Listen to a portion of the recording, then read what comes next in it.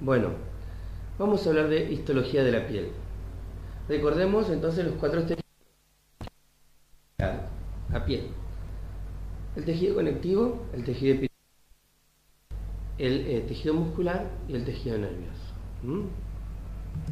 Bueno, la piel es el tegumento que nos reviste, por supuesto que va a estar constituido por un epitelio, porque un epitelio tiene que ser, todo lo que reviste el cuerpo tiene que tener un epitelio. Yo no puedo dejar tejido conectivo a la intemperie, que se me deshilache la matriz. No puedo tener músculo a la intemperie, o tejido nervioso.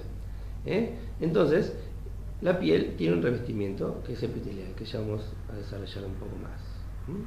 Básicamente hay dos tipos de pieles. Está la piel fina y la piel gruesa. La piel fina cubre la mayor parte del cuerpo, la podemos identificar claramente porque, digamos, es la que tiene, por ejemplo, los anexos pilosos, es decir, los pelos. Y la piel gruesa es la que reviste palmas y plantas, también llamada piel acral, que tiene algunas capas más desarrolladas que la piel fina. Entonces, tenemos básicamente una epidermis, que es epitelio, y es un epitelio estratificado plano, y la dermis. Por debajo tenemos la hipodermis, pero que sigue siendo tejido conectivo, como la dermis. La dermis es tejido conectivo, como vemos acá. Fíjense que desde acá está el límite, digamos, de la epidermis, que es epitelio escamoso, es decir, epitelio estratificado plano, fíjense porque se aplana en la superficie, y tiene muchas capas. Y, digamos, después de la membrana basal, por debajo es tejido conectivo. Un tejido conectivo que es rico en células, por eso esa parte de la dermis es un tejido conectivo laxo. Bien, las capas que van a formar esa epidermis son el estrato basal, el estrato espinoso,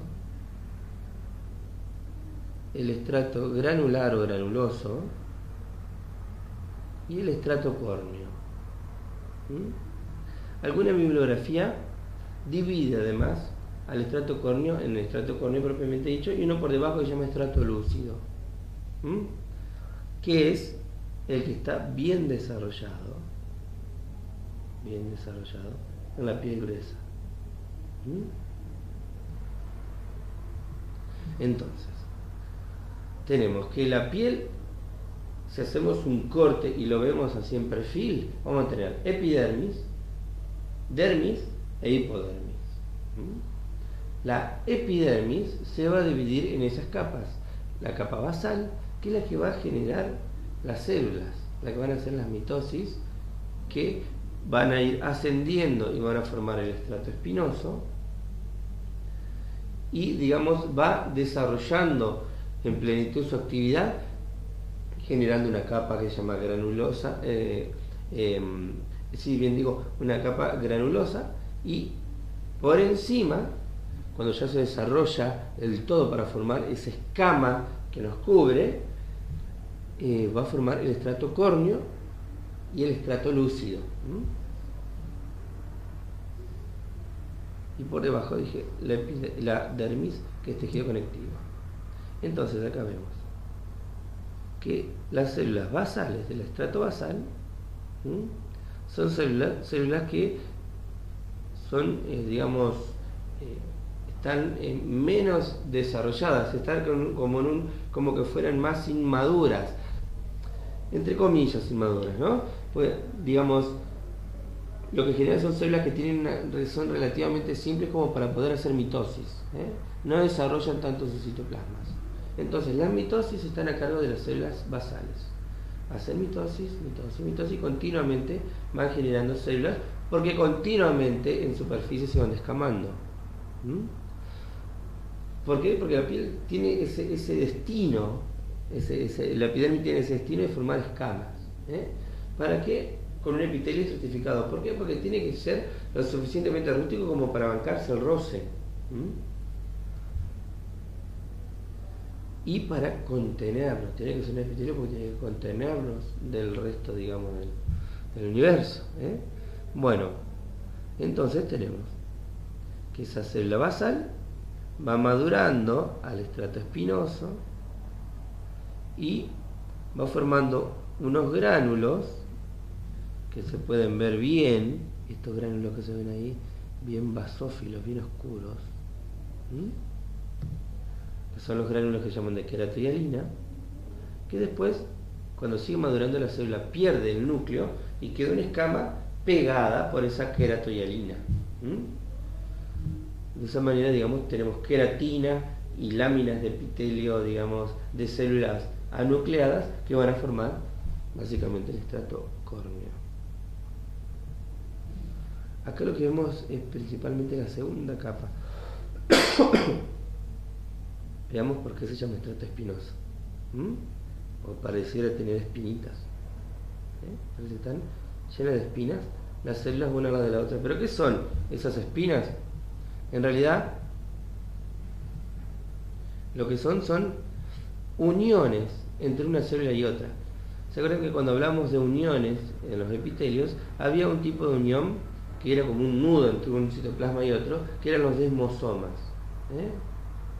Los desmosomas, o esa mácula adherens, que son verdaderos nudos entre un citoplasma y otro. Entonces, entre una célula y otra, cuando se estiran, en este caso, digamos, tiene una particularidad este epitelio, una pequeña trampa. Esto tiene un fenómeno que, digamos, que la separa, digamos, un poco, porque tiene un poco de edema, tiene un poco de líquido. Entonces se estiran esas células y se comienzan a ver las uniones.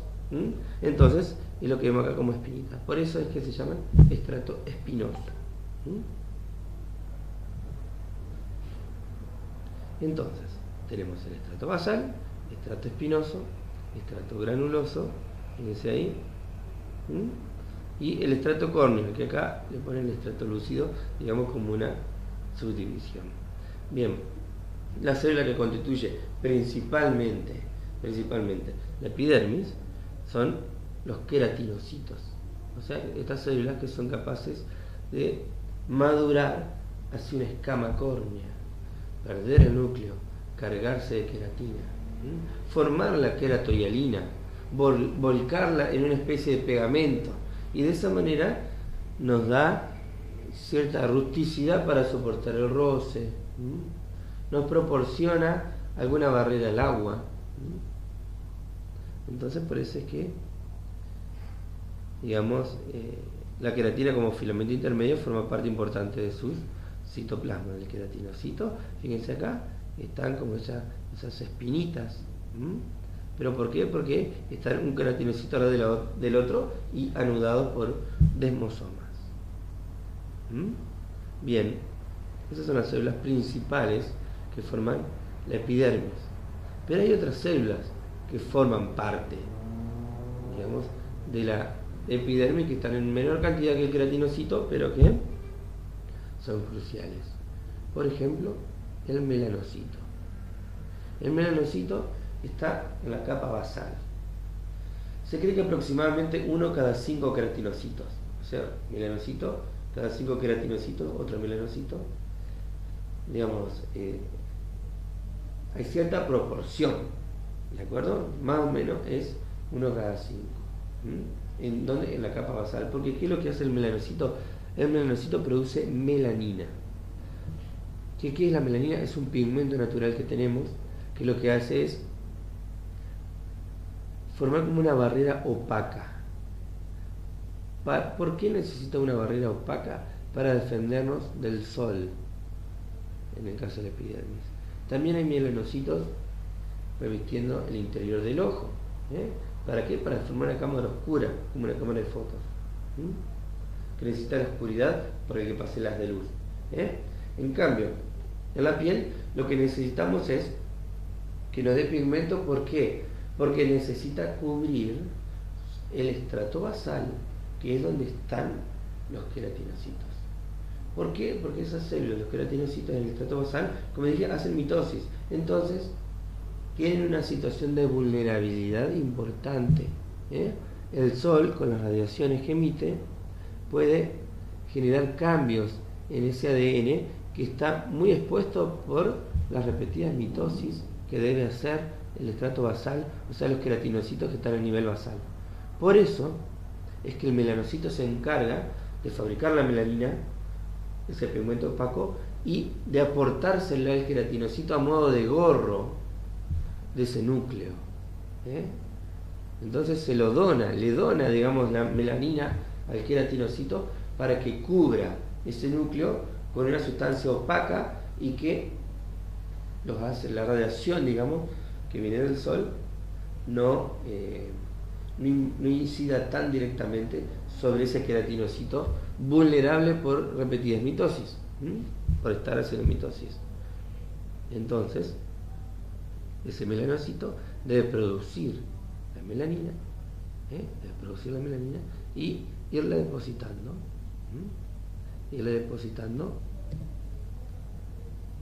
en los queratinocitos. Fíjense que tiene unas prolongaciones que se llaman dendritas. Entonces, digamos, de esa manera emite como unos bracitos donde es capaz de ponerle a los queratinocitos basales que están en ese espectro ese gorro de melanina. Además, hay otras células, las células de Langerhans, que pueden estar a distintos niveles, en otros estratos. Puede llegar al estrato espinoso. ¿De qué se encargan las células de Langerhans? Son células que se dice presentadoras de antígeno. Tiene una función que es vigilar. Entonces, cuando alguna sustancia, digamos, debe ser tratada de manera especial por un presunto peligro, entonces las células de Langerhans lo que hace es capta ese producto, ya sea de un agente microbiano, lo que fuere, lo procesa, y esa célula tiene las herramientas suficientes como para presentárselas directamente al sistema inmune y que el sistema inmune reaccione. Por eso que dice que son células presentadoras de antígenos. ¿Qué es un antígeno? Un antígeno es una sustancia capaz de generar una respuesta inmune. Entonces, no cualquier cosa así que yo tire es un antígeno. Tiene que ser procesado, tiene que ser reconocido como tal y tiene que ser capaz de desarrollar una respuesta inmune. ¿Quién se encarga de presentar esos antígenos? Estas células. Variantes de estas células o células parecidas hay en otros tejidos y se encargan de eso precisamente, de presentar antígenos. Acá tenemos una y en la epidermis se llaman células de Langerhans. También tenemos la célula de Merkel. ¿Qué hace la célula de Merkel? Es una célula que está intercalada principalmente a nivel basal y se encarga de ser un nexo entre el sistema nervioso. Por eso que acá abajo en este esquema vemos una terminal nerviosa que se vincula a la célula de Merkel y forma un mecanismo, digamos, de tipo receptor, que la célula de Merkel, digamos, es capaz de los fenómenos que ocurren en la epidermis anunciárselos y procesárselos, generándole un impulso nervioso a esa terminal nerviosa. Más que nada funciona como un mecanorreceptor, es decir, ante movimientos es una de las células que contribuye a que el sistema nervioso se entere de lo que está pasando. Entonces acá vemos, lo que vimos recién, un melanocito que es capaz de producir melanina, en este caso una célula de Langerhans. Entonces acá vemos el estrato basal, estrato espinoso, estrato granuloso y el estrato córneo. Acá vemos que intercalados, por ejemplo,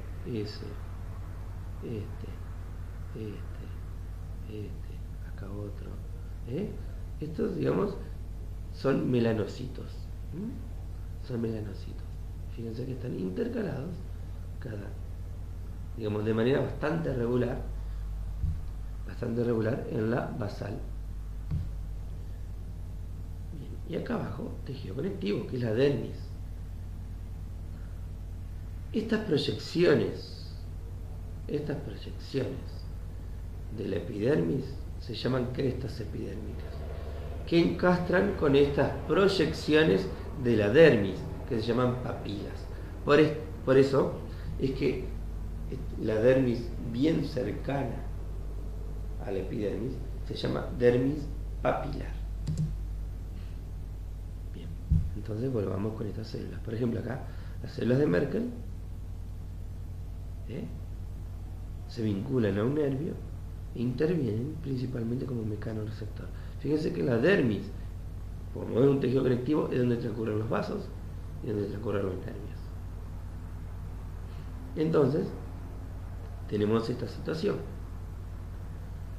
epidermis con epitelio escamoso, es decir, epitelio estratificado plano, dermis e hipodermis. En la epidermis hay una variante de tejido conectivo que es el tejido adiposo. Fíjense que en la dermis propiamente dicha tenemos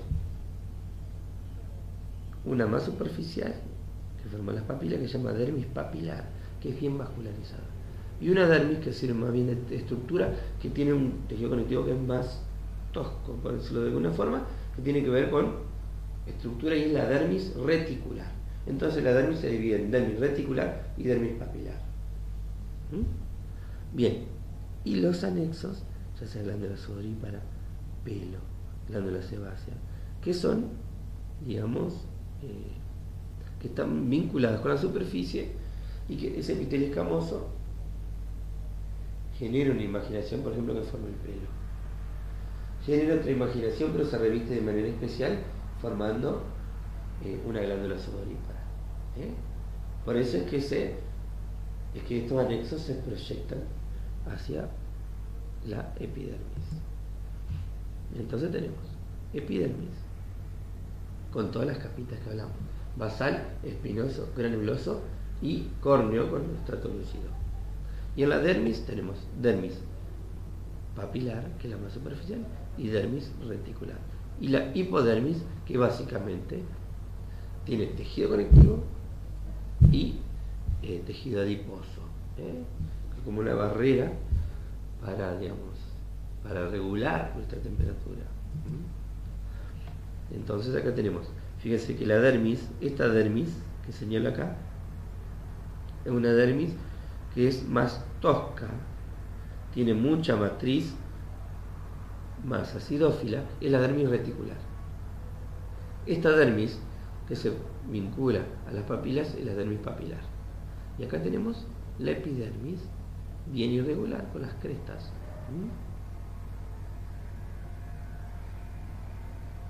Fíjense que se notan bien las capas, ahí se notan melanocitos incluso con este aumento. Bueno, tenemos capa basal, espinoso, granular, bueno, y el estrato lúcido y córneo, ¿no? Fíjense cómo se dispone como en una, se dice como que fuera como una red, como en la red del aro de básquet, así se dispone el estrato córneo.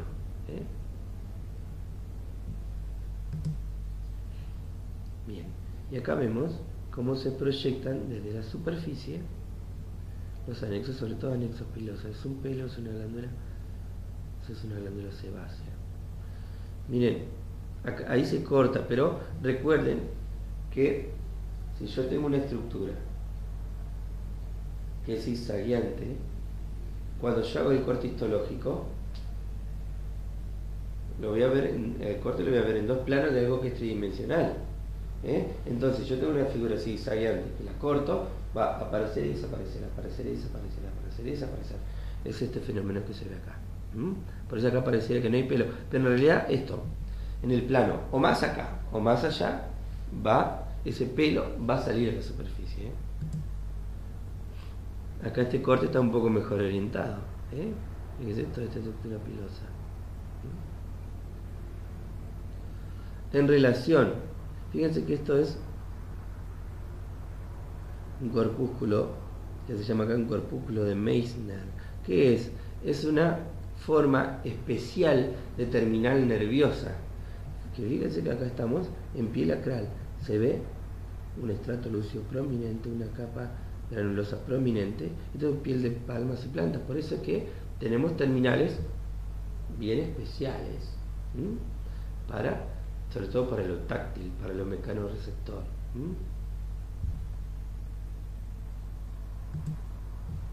Acá vemos un pelo cortado justito, digamos que aparece, el plano de corte es justo el mismo plano que el del pelo. Entonces tenemos, ¿qué es un pelo? Y básicamente va a ser una invaginación de esa epidermis. Entonces viene la epidermis, se invagina, pero acá abajo es capaz de formar una queratina especial que va a formar el pelo. Entonces por acá adentro va el pelo propiamente dicho, pero todo esto, si ustedes se fijan, es una epidermis imaginada, y en relación a ese pelo va, digamos, a desembocar una glándula sebácea. Fíjense que en ese pelo, en la parte profunda, hay un vínculo especial. Hay un vínculo especial que forma la yema del pelo, ¿no? Donde hay muchos melanocitos, fíjense, para darle color al pelo. Y hay un vínculo entre el tejido conectivo y ese epitelio, y de a poco va a ir madurando, y va a ir formando, digamos, en vez de formar un estrato córneo, va a formar una queratina que es más compactada, que es una queratina especial que va a ser el pelo. Entonces, digamos, el espíritu, la idea de fondo entre el estrato córneo, que lo que es el estrato córneo a la piel fina, es el pelo al folículo piloso. Fíjense acá alrededor, tejido conectivo con tejido adiposo. Ahí se ven los adipocitos. Entonces acá vemos una epidermis, esta es una coloración especial que se llama tricrómica. ¿Por qué? Porque tiñe la matriz de ese azul, de la matriz conectiva. Entonces acá veo que la dermis y la epidermis. Y como una imaginación de la epidermis formando el pelo. Ahí adentro se ve el pelo. El pelo surge oblicuo, lo que hace que nosotros tengamos el pelo orientado. Los pelos nuestros tienden a ir desde el centro hacia afuera, desde el eje del cuerpo hacia afuera. En la cabeza pasa lo mismo, nada más que en la cabeza un poco más, no es tan al medio. Por eso que tenemos los remolinos formando parte de nuestro pelo, pero digamos de cómo se disponen esos pelos, pero porque está orientado el pelo de alguna manera. ¿Por qué se orienta el pelo? Porque hay un músculo que se llama músculo piloerector, que es un músculo liso y en algún momento contacta con el pelo y se ancla en la dermis. ¿Por qué? Porque hace que el pelo pueda moverse, ¿se entiende? Entonces el músculo tracciona y el pelo puede moverse. Entonces cuando se dice que nos erizamos, ¿qué hace? Digamos, por distintas situaciones se nos contrae, sobre todo por impulso del sistema nervioso autónomo, hace que se contraiga el pelo, entonces se mueve. Es por eso que decimos que horripilamos, como en muchos animales. Al porcoespín le sirve. A nosotros no tanto, pero evolutivamente nos ha quedado. El gato se eriza, o sea, como cuando se enoja. Un montón de aves, digamos, también mueven sus plumas. Bueno, nosotros también movemos nuestros pelos. Horripilamos, es decir, cuando algo es horripilante, quiere decir que nos pone los pelos de punta. Bueno,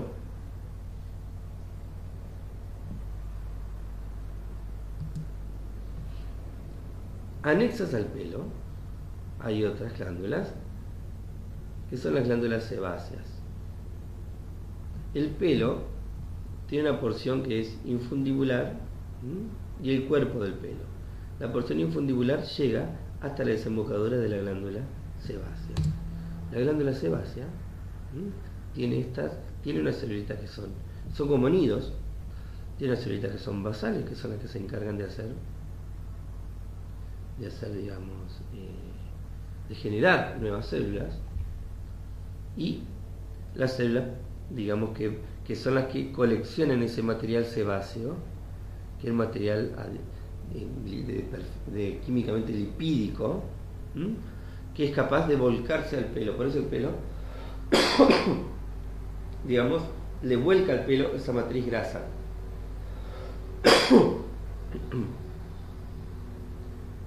Entonces, este tipo de secreción es una secreción que se dice que es de tipo holócrina. ¿Por qué? Porque junta un montón de ese material de perfil lipídico y la célula se sacrifica, explota, revienta y le vuelca a la luz, digamos, su contenido. Esa es la forma que tiene de secretar. Por eso que necesita células basales que aporten nuevas células. En cambio, otro anexo es la glándula sudorípara. La glándula sudorípara tiene, vamos a ir a otro donde se ven mejor, otro diapo. La glándula sudorípara tiene un conducto excretor y una estructura que se llama adenómero. ¿Qué es? Es el mismo conducto pero hiperenrollado. Y es capaz de secretar un fluido que permite, digamos, básicamente regular la temperatura y eliminar, digamos, algunas toxinas. Entonces, cuando uno transpira, digamos, hay distintas formas de sudor, pero las que se encargan el sudor, digamos, que genera la glándula sudorípara ecrina, es un sudor más acuoso.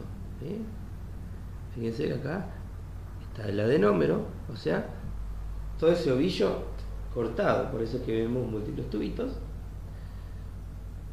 que se va a proyectar y va, digamos, desembocar en la epidermis.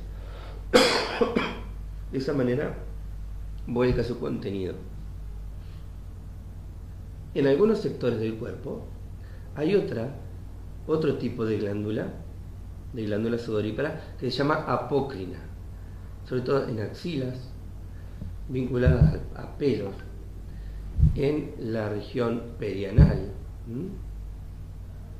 en el pubis. Aumentan el número de las glándulas apócrinas. Estas glándulas apócrinas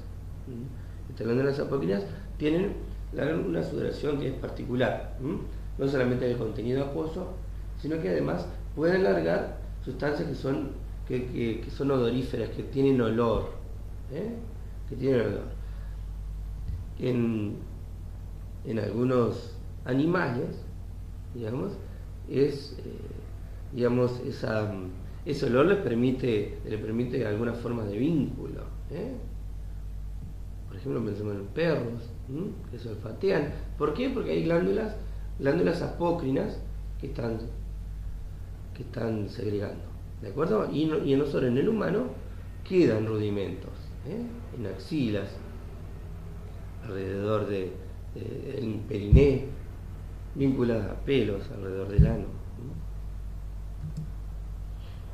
Bien. ¿Cómo el sistema nervioso puede sensar lo que pasa en la epidermis? Y porque tenemos distintas formas, ya hablamos de algunas formas, digamos, de receptores que hacen de nexo entre un estímulo que ocurre en la piel y el sistema nervioso. Hay distintas formas. Algunas son encapsuladas, o sea que tienen una forma especial de terminación nerviosa, y otras son desnudas. Por ejemplo, para el dolor, para alguna forma de sensibilidad táctil fina, ¿Mm? Para temperaturas, o sea, frío, calor, tenemos terminaciones nerviosas que son en general ese tipo de recepción va a estar a cargo de terminales nerviosas que son desnudas, o sea, el axón terminando directamente ahí. Otra forma que tiene que ver con receptores de fuerzas mecánicas, ya sea tacto, tracción, presión, eso van a vincularse con las células de Merkel, como dijimos hoy. Esa terminal nerviosa se va a vincular con la célula de Merkel. Pero después hay formatos especiales, por ejemplo, los corpúsculos de Pacini, que tienen que ver con presión. Entonces, por ejemplo, en la mano es rica en corpúsculo de Pacini, que acá vemos uno. Tenemos el axón terminal en el medio y todo un sistema, digamos, dispuesto tipo catáfilo de cebolla, que lo que hace es le da, digamos, una forma especial de trato de ese axón según el estímulo. Generalmente son mecanorreceptores. Tiene que ver con la presión, con el tacto. Este es un corpúsculo de Krauss, que tiene que ver más que nada con la sensibilidad térmica, por ejemplo, el receptor al frío. Este otro es un corpúsculo que se llama corpúsculo de Meissner, que también tiene que ver con lo táctil. Por eso las palmas, las plantas son particularmente ricos. Y este es un corpúsculo de Ruffini, se llama, que tiene que ver con mecanorecepción también y con tracción, sobre todo. Contracción de la piel, cuando se la tracciona, digamos, uno de los corpúsculos, digamos, que tiene relación, digamos, con expresarle a esa terminal nerviosa esa forma de estímulo. Bien. Tenemos algunas particularidades en la piel, por ejemplo las uñas. Las uñas también tienen, fíjense que todo esto es un revestimiento que sigue el mismo espíritu. Tengo epidermis y dermis por debajo, pero en un determinado sector esa forma de queratinización es distinta y forma la uña. Lo que acá estamos viendo es un corte así, ¿de acuerdo? El corte sagital, ¿de acuerdo? Entonces vemos que está el revestimiento epidérmico y fíjense que acá abajo ya se ve un estrato lúcido importante, porque acá lo que vemos ya es piel acral, la uña y el resto de la piel, que es piel delgada. Fíjense, acá es piel delgada, acá es piel gruesa, y la uña, que es una forma de queratinización especial. Hay unos sectores que la cutícula, lo que se llama cutícula, es el eponiquio, y el que está por debajo es el hiponiquio. Bien, acá lo que estamos viendo es una foto, digamos, ¿qué pasa cuando se lastima? Cuando se lastima, digamos, se rompe ese epitelio, se expone la dermis, entonces es por eso que ocurre una inflamación, porque la inflamación, para hacer inflamación, necesita que haya fenómenos de vasos sanguíneos. Por lo tanto, se vuelcan todas estas células inflamatorias, genera un tapón, digamos, que es el coágulo, y después se vuelve a reepitelizar. Bueno, entonces, muchas gracias.